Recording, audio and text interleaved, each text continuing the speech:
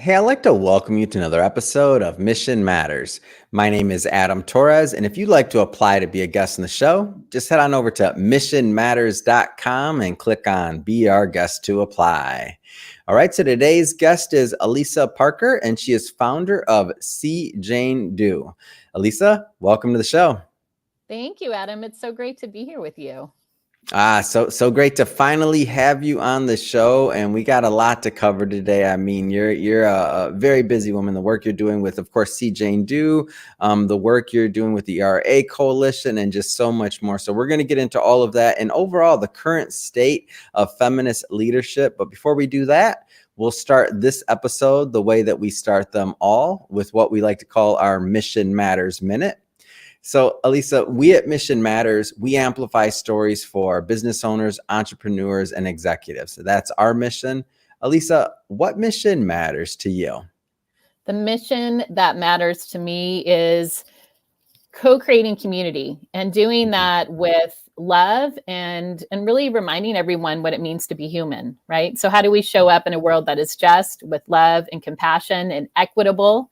And we can do that in all kinds of ways, right? We could do that through amplifying our stories and music, all of our passions. That's what I love to do. Great. And love bringing mission-based individuals on the show to share, why they do what they do, how they're doing it, and really what we can all learn from that so we can all grow together. I love that you use the word community.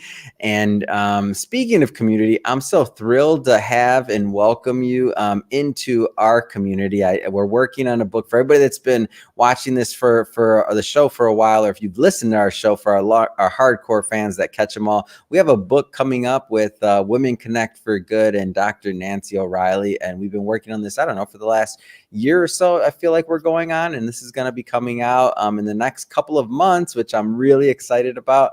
So it should be Q2 of 2024, depending on when you're listening to this. And just to let you know, we're not going to talk that much today about the book. Now, that's intentional, and the reason why is because we will be bringing Elisa back onto the show after the book is live, and we're going to do a big deep dive into the book, so you don't have to worry about that. Like, this is what you call a teaser. So just in the spirit of teasing, how excited are you for the new book, Elisa? Adam, I am so thrilled. First of all, I have such a deep admiration for Dr. Nancy. We connected several years back through another initiative prior to the ERA Coalition that I'm excited to talk about. But I mean, this is, like I said, in co-creating community, this is all about relationships.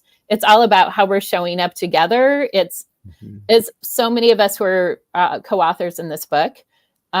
We talk a lot about the work we're doing for women's leadership and beyond. And if we can't walk the talk, then what are we doing? We have to be able to collaborate and work hand in hand with each other. And this book is such a great model of that. So I'm so honored to be part of it. And some of the women I've been connected with for years. And so it's just like full circle. Yeah, it's amazing. And on a personal note, just for myself to be able to get into this and to understand more about the community, understand more about what's happening in leadership and overall, whether it's feminist leadership or overall, and to see these circles of individuals work like yourself that are working really hard on moving initiatives that affect us all. I mean, I just have to ask, so where did all that start for you? Like, how did you get on this path? How did I get on this path? Well, I mean, I think a lot of us through our own passion have to go back, especially even when we were children. Like, where does this sense for me of justice and storytelling? You had that as a child? You were thinking about those type of thoughts as a child, or even in your younger years? I think so. And here's why. Here's the crazy story. One of our partners she just created a film called Still 9 to 5. And it is documenting the making of that movie, which I didn't know was even based on a real organization of women, many secretaries who called themselves 9 to 5. Lily Tomlin, Jane Fonda, Dolly Parton did such an extraordinary job in the feature film. So when I was in the 4th grade, I saw the film. And those days we had vinyl. And I took out you remember in those old days, like it has the lyrics.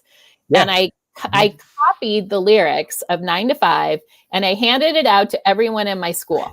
Wait a minute. Are you serious? And You were an activist in the 4th grade? That's amazing. I never even thought about it. The crazy thing is, Adam, too, this is the crazy. My life is so full of synergy and synchronicities, and I'm learning more of when we're present, how we can receive that even more. But so fast forward with when I started See Jane Do, that about 14, 15 years ago, the focus of that was amplifying stories of everyday women who are doing extraordinary things and then moving into action through those stories. One of my guests is the incredible Lily Tomlin, which was, I'm sure you've experienced that when you've connected with someone that you've idolized for so long, for years. And so when I interviewed Lily Tomlin and told her that story and such, and asked her about her legacy, she's like, just knowing that there's a little girl, you know, who's doing that and doing Edith Ann stories with her siblings in the back of a station wagon is all I need. So life's amazing, really. I mean, it's a lot. Let's face it, it's a lot right now. But that's kind of like where it started. And I have 2 girls, so they're now almost 18 and one just turned 21. So, I mean, that was obviously a big milestone for me of, you know, who's going to be the voice for women and girls, and if not me, then who? And so when I started See Jane Do years back, there weren't a lot of platforms out there for women's voices. And now I love the ripple. There are so many wonderful platforms for women. And now we are working together. And that's the state of feminist leadership that's happening right now. So I'm guessing, and correct me if I'm wrong, like there was probably some zigs and some zags in between you handing out that 4th grade, those lyrics in 4th grade and See Jane Do. Like, were you in other industries or fields and you were kind of pulled back into it, or were you always on this path that you're currently on? I'm just curious. That's a really great question, Adam. You know, way back when I'm a singer. I loved to sing, and media and storytelling's been always a passion of mine. When I was in high school, we even had a radio and TV station, what an opportunity, right? And it's I funny wish more how high schools still had that, by I the way. know. I mean, come on. Right? Yes. And I actually really thrived in it. And one of my professors said, you should pursue this. This is what you should do. Wow. Now, the point of the story, too, is life's not linear. And it does have such, as you said, zigzags and spirals in it. So my background, really, I went on more into like experiential education. I went into training and organizational development and working with leaders on how to be their best selves, and how do you work systemically within an organization to actualize everyone's talents and gifts. I also, in my 20s, was very into expeditionary outdoor adventure learning. So I was the camp counselor, ropes course facilitator. I was a sea kayak instructor. I was a river raft guide. Like, that's amazing. So a crazy story, though, is I remember telling my my ex-husband, who's amazing. So we shared children, obviously. And I said, I wasn't doing media at the time. And I looked at him and I said, you know what? I'm going to do something in radio, and it's probably not going to be commercial, and it's going to be like Oprah big, like something like that. I was like, are you ready for that?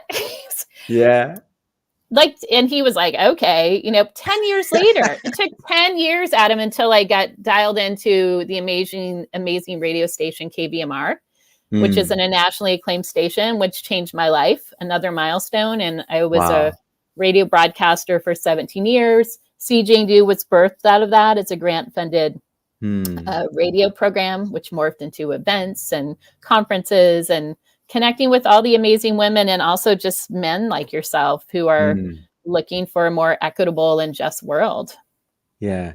That is so funny. I always feel like and I don't know if I'll use the word destiny or attraction or drawn or like a path that you're supposed to be on. But when I hear your story, I mean, I haven't thought about this story, maybe, I don't know, 20 years, but you remind me of one that happened to myself where I'm like, when in high school, and this is, it's so funny to think about this. In high school, I had this opportunity, and I think it was like 10th grade, something like that.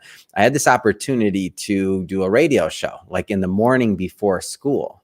But the problem was I already didn't go to school that often because I was pursuing an internship in finance. So the school basically said, Adam, you're only going to school 2 hours a day anyway. Like, you got to come to school at some point, like if you want to graduate. So I made the decision to continue on finance and to not do the radio side of things. And then hilarious, now I probably haven't even thought about this until you just said it. Then, I had a 14-year career in finance. Everything was fine. I start my first podcast, start publishing books, things like that. And then it drew me back. Isn't that wild? Now I'm full time in this for the last 8 years. So It's almost like, wow. So that decision I made in 10th or 11th grade, whatever it was, right or wrong, or however, it was the decision I made, but I got pulled right back. Like, sometimes you just don't know. You don't. I mean, here's the crazy thing. In a weird way, you do know, right? Like, somewhere deep in your heart, you knew. 11th grade Adam did not know. 11th grade Adam was thinking you had foresight of handing out lyrics in 4th grade. 11th grade Adam was like, what am I going to eat? I'm hungry.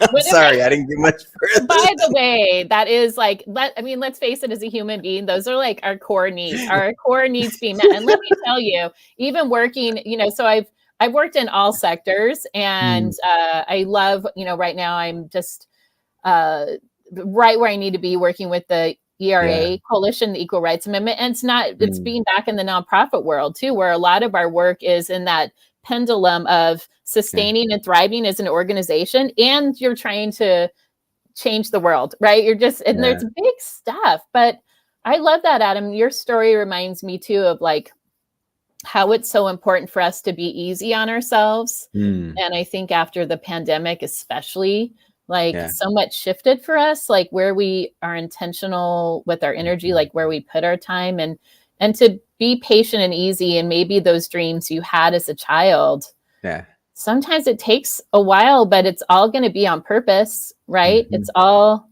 of that had reason, because look at you now, like you're integrating your business and finance world exactly here. With it's what funny. It's funny. It's a trip to think about. So switching slightly focus here, there was your content always when you were transitioning from radio to See Jane Do, was your content always kind of focused on this, or was there a point that it switched to, more in terms of the thought process of how to help women and how to support the women community?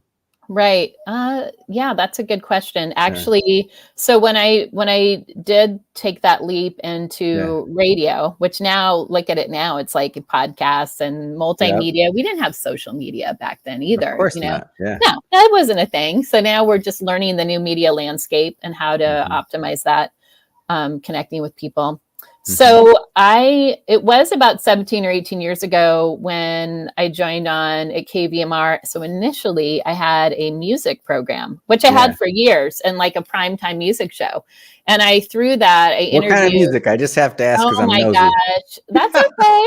It changes all the time. Honestly, initially it was a lot of world music. I would feature. I just didn't know. I didn't think if you'd have been like, oh, it was all heavy metal, I'd have been like, whoa, really? Well, I'm learning. So by the way, my partner is a singer and a musician. And so he grew up like the old rocker kid from Michigan, who then moved to LA when he was like 19 to be a rock star.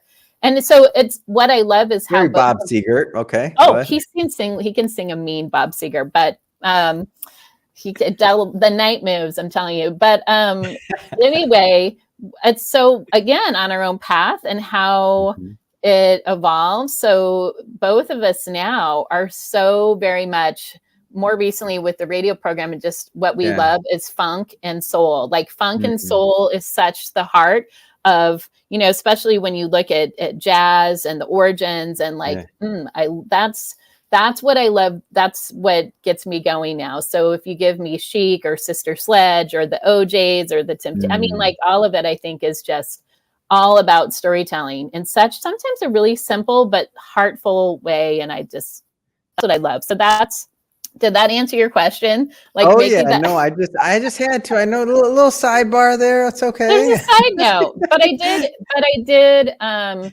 I interviewed so many musicians, a lot of like, the Indigo Girls or Michael Franti or whoever was coming through town. And I loved connecting through story, exactly what you're doing, being curious and interviewing people, connecting that way. And then it was like, oh, I love this. And as I mentioned with my daughter, something shifted. And nope, I'm really supposed to be focusing on women's leadership, helping to create a platform to actualize their voice. And that has since morphed into coalition building and co-creating community together. Right. It's And the reason I wanted to go so far into your backstory is because I just kind of wanted to illustrate a point here, is that is that like there's other people that watch this, that they have something that they're drawn to as well. It could be leadership, it could be helping communities, it could be different things. And maybe, at some point in life, they or society, whatever you want to say, I'm not splitting hairs here, but at some point they may have put themselves into a box. And like I put myself into a box. I was this finance guy and that's what I did, right? But when I gave myself a little bit more opportunity to explore and maybe get out of that box and look at myself a little bit differently, it didn't mean I lost that. It just meant the pie got bigger. So that's one of the fun part about exploring someone's story, is that, wow, you were pulled back to something that you didn't even know you were thinking in fourth grade, right? I'm pulled back. I'm like, so sometimes these draws, sometimes it makes sense to go with it. I mean, and here's the thing too. I mean, I see this more even with the millennials. I'm a Gen Z, but I see it more even with the millennials and Gen Z, is like, we aren't necessarily in a box, right? So when someone's like, they know that, they but know we that. didn't always know that.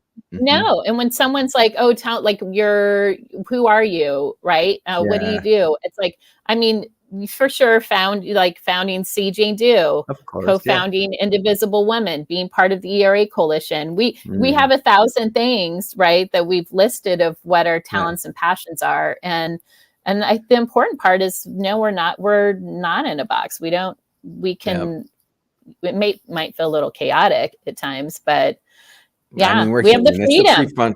We'll blame that on the prefrontal cortex. Okay. There you go. So I know you have a ton going on. I know some things that we kind of have our conversations offline, and maybe I'm privy to information. So I'm gonna ask this in a broad way. What's going on that you can tell me about right now? Because there's a lot of exciting things going on. What can I tell you about? Well, first of all, I am part of an extraordinary team with the ERA Coalition, and that's the Equal Rights Amendment. And some of you might be going, what is the ERA? By the way, it was introduced 100 years ago. And it's basically saying that no one will be discriminated against based on sex. And we've been working on this for 100 years. We say 100 years and not one more. And this is part of the 28th Amendment, to include it in our Constitution. And we are closer than ever, Adam, to having this in our Constitution, which, by the way, we're one of the only countries that does not have sex equality in our Constitution, and the only developing country that does not. So just to put that in perspective. So what I'm excited about right now is I've been working with the coalition on especially bringing together more partners in this movement and our programming. We're restructuring how we optimize our over 300 partners who are really leaders of the equality movement, which is extraordinary. And so we have... What is that like, by the way, being in the middle of all this? Because you're, for all sake and purposes, I mean, you're in the middle of history right now, like our moment in time. It really is. And I'm so mindful, Adam, of the shoulders we stand on and the energy that's gone into making this a reality. And right now, for example, 100 years of work, 100 years of work, literally. And we don't have time anymore. Like, there's so many numbers thrown out about how much longer it will take to close the gender gap. And I'm going to tell you that the 28th Amendment, the ERA being included in our Constitution, is going to drastically shift that needle for gender equity, and sex equity and sex equality intersects with everything in our lives. So climate, economics, health. We saw a big turning point for us. An unfortunate one was the overturn of Roe v. Wade. And I think a lot of people woke up and said, wait, you mean that wasn't like a solid deal for us? Like, that's not legally supported, taken away. And so things like we just saw in Pennsylvania where the ERA was used to support body autonomy, for example, right? For women. And this affects men and women. You know, I'm very much, we talk about abolishing the patriarchy, and the patriarchy has been very strong in all of this.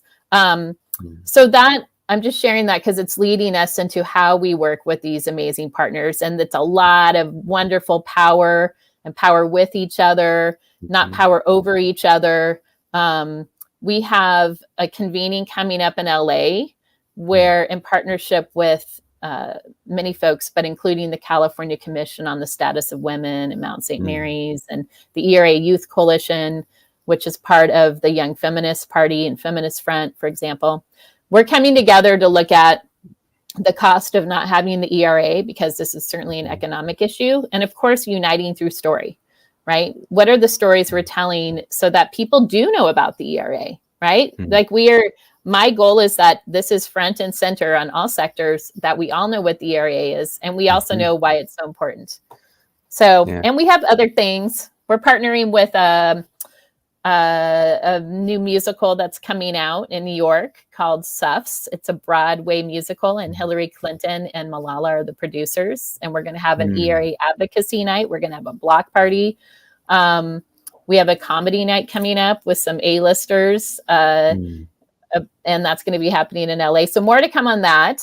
Yeah. But we're just in it. We're in the grind, Adam. We're doing it. And this involves everyone. So really, folks who are even connected with us right now, like you are part of this, and we are all a voice of the ERA, and you are all necessary in this. It is tremendous. Like, it's time. It's time. It's 100 years. Not one more. So nowadays, pros and cons here. So with social media and with, media, there's just so much reach. It's so many ways to get your message out. Con is you're vying for eyeballs, and there's so many other players. You're like, whether it's, season, Target, whatever, it doesn't matter. Not to pick on Target, by the way, but just in general, it's the first one that popped in my head. But with advertisers of all sorts, and everybody's, the amount of ads we see per day and content and things like that, what goes viral, what doesn't go viral. You have a strong media background, so I'm interested from your perspective, because you're behind the scenes in all of this. Like, how do you stay in front? Like, how do you continue? Because especially with these, I'm not going to say short attention spans, but these shorter media cycles, to be specific. Like, how do you stay in front? Right. It's a good question. I think that's twofold. It's probably more than twofold, but I'm gonna give you 1,000-fold on that one. There's not one, and there's more folds happening as we speak. Threefold. One is you have a pulse. You have a pulse on what's going on, and you have to trust that. So you really have to listen to your gut and your heart. Your mind might think otherwise, but that's what you have to listen to. So, like for example, when my colleague and friend and I launched and created this initiative in LA called 50 Women Can Change the World in Media and Entertainment. And it was bringing 50 women together in the industry to close the gender gap and create systemic change. When we launched that initiative, we did the soft launch, and it happened to be 3 days after the Harvey Weinstein debacle broke. What crazy timing. So there had to be something in Tabby and I of a sense of, I don't know why, but this is what we need to pay attention to. So having a pulse, paying attention. A big part too is I really believe right now what shifts and changed our culture, it always has, is stories. So the more that we can apply how all of our personal stories tie into whatever it is we care about, in this case, it's creating gender equity and equality in my lane. How does that apply to every single one of us, right? That's my job. Like, how does this connect to you, Adam? And how does this connect to the folks joining us now? The third part, as you mentioned, different corporate groups, right? Is relationships. And I know Dr. Nancy talks about this a lot. Relationships are one of the most important things. So when I talk about community, it is based on the relationships we have with others. So even our work with the ERA, we are forming partnerships in all sectors, right? So one of my good friends founded NIA Impact Capital, which is changing how we invest our money to make a better world for equity and climate and racial justice. That's a great example of that, right? So we just had we just partnered with KZK Studio last week or 2 weeks ago to kick off Fashion Week, right? So we're going into, we're playing in the, we're not eat in the box. We're playing in all sectors. Part. We can't just rely on social media, right? It's a buzz. You start, you know how that is. It starts to create a buzz. You know, See Jane Do was myself and just a couple of other team members, but it created this bigger, it's like bigger than life part. And that's because it was through community, it was through relationships, it was through stories. And it's a lot. We're always having to feel like we stay ahead, but stay in your lane. Don't get overwhelmed with it. I mean, find others that do something else really well if you don't feel like that's what you do. Like stay in your, you know, I mean, actualize what your gifts are and your passion. If you can show up in your best way and your best self, you're going to have your best life. We can't do it all. I can't do it all. And we have 1,000 things on our plate here with the coalition. I realize that, but does that answer your question about it? Does. And what I do like about this idea of staying in your lane is that you do, when you're doing it though, and you're meeting people where they're at. So some of the things that you mentioned today was, you know, a comedy show, a production, right? Broadway production, fashion. Like, this is where people already are at. So you're interjecting yourself into conversations, but in an authentic way. Like, you're not just doing a random post or activation because it's, and not saying, not to pick on this, I even hate to say it, but like, it's Pets Day or it's this or that. Sure, you could do that. I'm not saying that maybe that would work, but you just have to find an authentic way to get it to work. It wouldn't be just a random post that links pets with ERA Coalition, right? Like, it may or may not fit depending on how you do it. So not picking on pets again. With you. Yeah. I mean, Zakia, who you just had on recently, our CEO, she has incredible dogs that she loves so much. So for Zakia and creating gender equity, that could very much be through her pets, right? It was a lot with when we co-created Indivisible Women, and it ended up being one of the largest indivisible groups in the country at the time. And so many women were stepping into advocacy for the first time. Wow. We had like the divers like me, and then some are like, you know, just wading in the water, and some are just putting their toes in. Like, how does this feel to me? And without creating judgment or competing against each other, more so our message was show up in the best way you can with what you love to do. So if you love, like Dr. Nancy, working with horses, and that's the best way to create relationship and create a more equitable world through that, then do that. And you know what? When she's on her horse and in her lane, she's going to wave to us and say, I see you. We still see each other. We're still intersecting with each other. We still go to a parking lot and have tailgate parties with each other, right? It's just not, we don't have to do it all, but do find what you love and then do that. Like if it's dancing or singing, I love to sing, so I'm exploring that more. But it's exciting times, Adam. That's fun. And you just reminded me, I just got excited. I'm going out to see Dr. Nancy at her equestrian center. So I'm excited about that too. Yes. I think that's in March. Yes, in March. Oh, I'm so excited. Yeah. We're going to shoot some content. When are you going to be there in March? You are?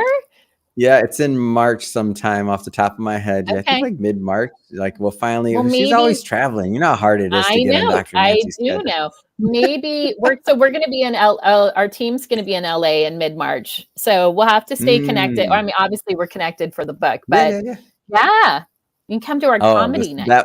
That will be exciting. And yes, I agree. Well, Elisa, I just have to say it has been so much fun having you on the show today. I want people to follow up. I know we scratched the surface on some of these topics. So multiple things that they can follow up on. Of course, learn more about See Jane Do, the ERA Coalition, connect with you. I mean, how do people connect? So the best way to connect right now is eracoalition.org. And you can email me at eparker@eracoalition.org. And check out cjanedo.com. And, we kicked this off with the State of Feminist Leadership, which we kind of got to in our own roundabout way. But a key part, I would just wrap this up by saying I love to say, don't be a dick, be a Jane. And we're all Janes. And it really is about how we all show up. And it's not leaning into systems that don't serve us anymore. But we have a chance to reimagine what's possible. And that's part of what the ERA Coalition is doing. And that's part of what we'll see in this book that I'm honored to be part of, with Dr. Nancy and others, Tiffany Schlain and Gloria Feld and Zakia and Yancini. I mean, it's amazing. So it is amazing. The whole family. I love it. It's so fun. It's a family. And I'm excited that folks who are joining us now too could be part of that as well. So who knows where this is going to go, Adam? It's I know. Exciting. We're going to have I already know. I see it. Like, it's in God's hands, and I see it. I just see I see all the interviews and the individuals I've had the privilege to bring on the show, and I'm like, oh my gosh, this is great. And I've seen some of the content, so it's going to be great. And to the audience, as always, if this is your first time tuning into Mission Matters, and if you haven't hit that subscribe button yet, this is your personal invitation. Hit the subscribe button. We have more shows. We have more interviews coming up, more great guests. We don't want you to miss anything. So definitely hit that subscribe button. And if you're feeling extra friendly, don't forget that review. We won't be mad at you for that one. Elisa, really has been a pleasure. I can't wait till the next time you get to come on the show when the book is out and live, and we'll be celebrating. So again, thank you so much. Thank you for having me, Adam. And I'm going to see you in LA in March. I have a feeling. Yeah. I see it.